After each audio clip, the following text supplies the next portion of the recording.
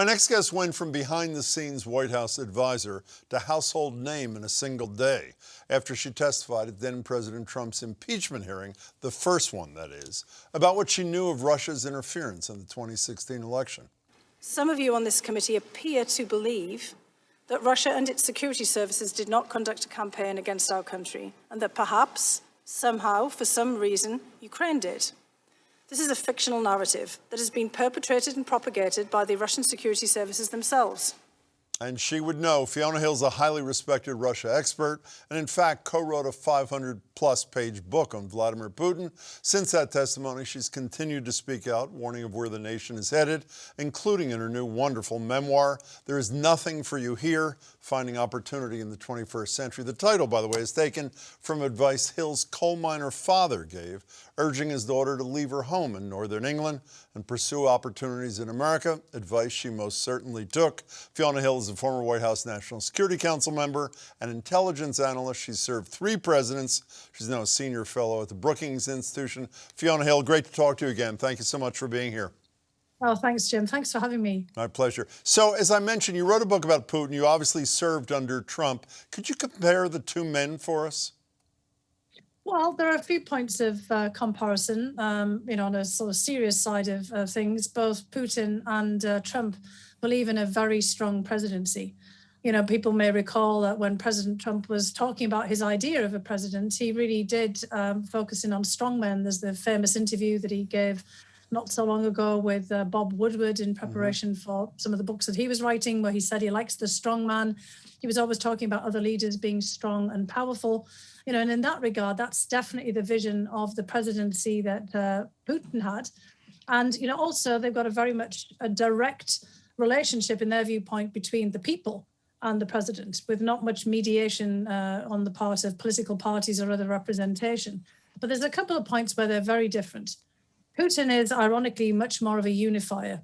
Putin actually believes in the power of the Russian state. He rules and governs through the state. He wants to have the maximal possible group of people supporting him, whereas President Trump was much more focused on division, playing to his own base and not to, the larger majority of the population, and also wanted to dismantle the state and pretty much, run the country out of the Oval Office and from the people around him. I think you used the expression that Trump had autocrat envy, which I love the expression. I thought it was perfect. You also tell a tale of 3 places, Bishop Auckland, where you grew up, the Russia at the time that was taken over by Vladimir Putin, and America at the time of Trump's ascendancy. What's the common thread, Fiona, that you weave through all 3? Well, the common thread also ties into how I first emerged in the United States in 1989 when I came to study at Harvard and came to Boston in that period as well, and saw for myself in the United States that there was the beginnings and the stirrings of a similar process that I'd seen in the northeast of England of deindustrialization. So, I grew up in a period in the northeast of England in my town, Bishop Auckland, that had once been, right to the heartland of the Industrial Revolution, being the motor of the Industrial Revolution, literally inventing passenger and freight railways, iron and steel conversion. It was the place of coal mines, the first, large coal mines in one of the big coal mining areas. And by the 60s, 70s, and 80s, that's all closing down. Part of that is policy from the government. Others, it's no longer competitive. And I basically see the same sort of things happening when I get to Boston and Massachusetts in 1989 in the United States. But in the meantime, I spend a year in the Soviet Union in 1987, 1988 as a student, and I see the Soviet Union falling apart. The same, problems in the economy grinds into a halt. There's nothing in the shops. This is, of course, a country writ large of workers, in blue collar industries who are also, their businesses, but obviously state-owned at the time, are no longer competitive. And in the 1990s, when I start to study the Russia after the collapse of the Soviet Union in my academic and analytical work, I see everybody there start to lose their jobs, as well as there's a mass privatization of these heavy industries.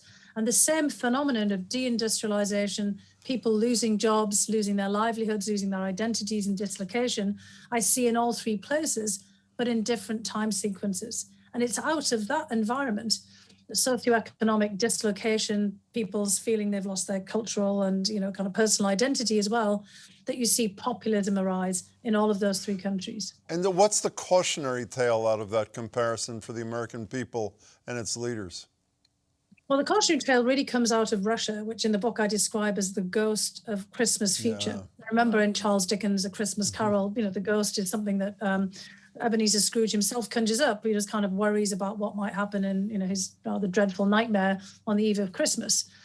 And of course, this isn't to suggest that this will happen, but Russia went through a period in the 1990s of experimentation with democracy. In the late 1980s as well, under Mikhail Gorbachev, they started to open up the system, to pluralize it, to try to put the economy and the politics on a different footing. They get independent political parties, not just the Communist Party.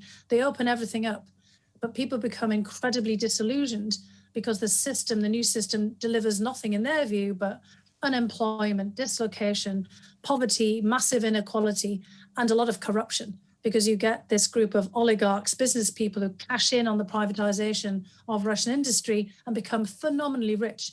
Russia, is the country with some of the largest number of billionaires now, and think about 20, 30 years ago when they had none. And so people start to associate democratization with that. And then as a result, they, kind of throw aside an awful lot of the freedoms that they'd already enjoyed. And they're ready to, basically support a strongman leader in the form of Vladimir Putin, who said he's going to fix all of this, but really rolls back a lot of the democratic gains. And that's the risk, that we see in other countries as well. Populism rises up on the back of grievances, and people start to turn away from democracy because they feel in many respects the system isn't delivering, and they're pretty happy, to have a strong man come in there and fix things for them. Enter Donald Trump. So does a year of Joe Biden suggest to you that he gets it? Meaning, does he understand that threat? I think Joe Biden himself gets it. I mean, he's been around a long time. I mean, this is, a person who's sort of seen, the ups and downs, not just in the United States, but internationally. I mean, he was very well versed in what's been happening in Europe, including in Russia, to be frank.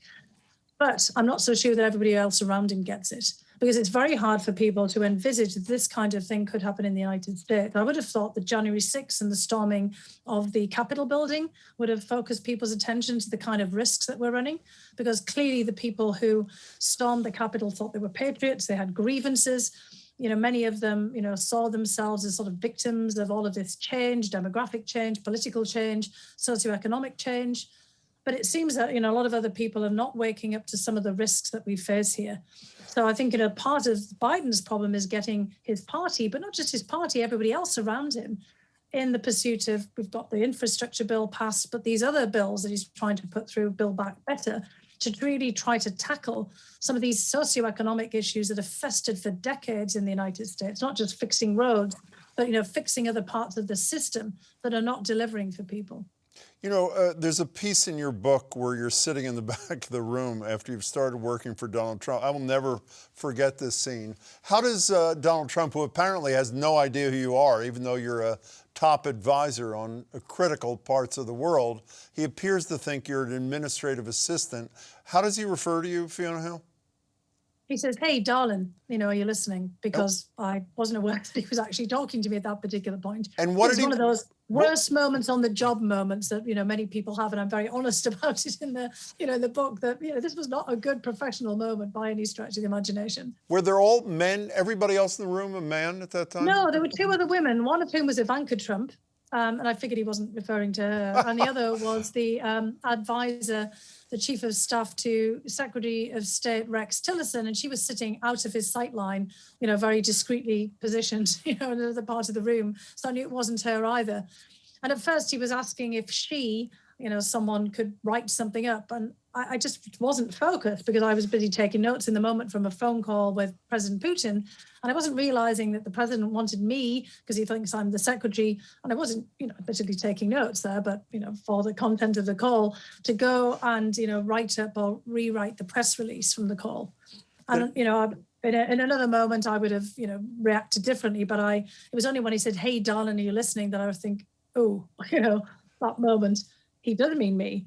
And so I sort of sit up and, then it's all deer in the headlights. Oh, goodness, what am I supposed to be doing here? he thinks I'm the secretary, and I could have reintroduced myself. Everybody's staring at me. Nobody helps me out. It was one of those just god-awful moments that, we've all had on the job. That was my takeaway, that nobody helped you out. What would Trump... No, they didn't. They didn't say, oh, President Trump, this is Fiona Hill. She happens to be a national security advisor. But sure, I couldn't go and figure it out.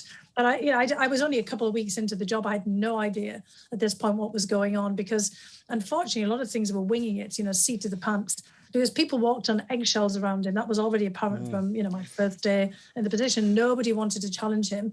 And he clearly thought that everybody, one way or another, was a secretary, and even took, I think, those titles, Secretary of State and Secretary of Defense, fairly literally. We were all the staff, and women, absolutely so. Oh, my God. Even the men, if they reported to him, the same kind of thing. What would Trump 2.0 be like? That's a Nostradamus-like question, I know, but what's your sense of what a second round of Donald Trump would mean for this country? Well, I'm extraordinarily worried about it on the personal level. This has not got to do with policy and, ideology, but just the kind of person that, I saw him to be, unfortunately. I mean, someone who's very focused on themselves, their own private personal position. He would certainly want to have revenge on, all of the people who he sees as deep state coup plotters, the people who serve in the United States government and, perform public service. To have them punished, for maintaining, in fact, their oath to the Constitution and the institutions, all the people who, stood in his way in the Department of Justice and, elsewhere across the government, on and around January 6th, during the effort to transfer power peacefully, from one president to the next. I certainly, anticipate him hollowing out government institutions even further. And also trying, I would be at all surprised, to see if he could extend his terms in office. I think he would be very likely to say, look, I got cheated the last time. I should still have been in office. I deserve 2 more terms. And, trying to make sure that that's the case. He's very much focused, unfortunately, on himself. And this is a very personalized presidency that he ran the last time. And we've now seen all the hallmarks of a personality cult forming around him that we've seen in other places. This is not, the kind of usual presidency or, kind of executive politics that we see in the United States, but it's the turn that we've sadly taken. Before you leave, before we started this interview, you mentioned that, while it sounds like you're a part-time restaurant reviewer, we have both been to a famous place called the S&S Deli in Inman Square. Could you give me a quick review before you go, Fiona? Well, back in the day when I was there, this was the place to be for Sunday brunch. I think I pretty much every week, went there for a Sunday brunch at S&S. And I'm just delighted to hear it's still there, because this was an institution. And, in many cities, you have all this kind of revamping of all the old neighborhoods. And it was part of the character of the neighborhood. And I personally loved it. So I'm just delighted. Let me tell you, S&S would survive a nuclear attack on Cambridge. Trust me, it will never go away. I certainly hope so, because everyone after a nuclear attack will need somewhere to go and eat. Exactly. Fiona Hill. It couldn't be any worse than S&S, that's for sure. Your book is terrific, really important read, and thanks so much for your time. I appreciate it. Thanks, Jim. Thanks for having me. Thank you.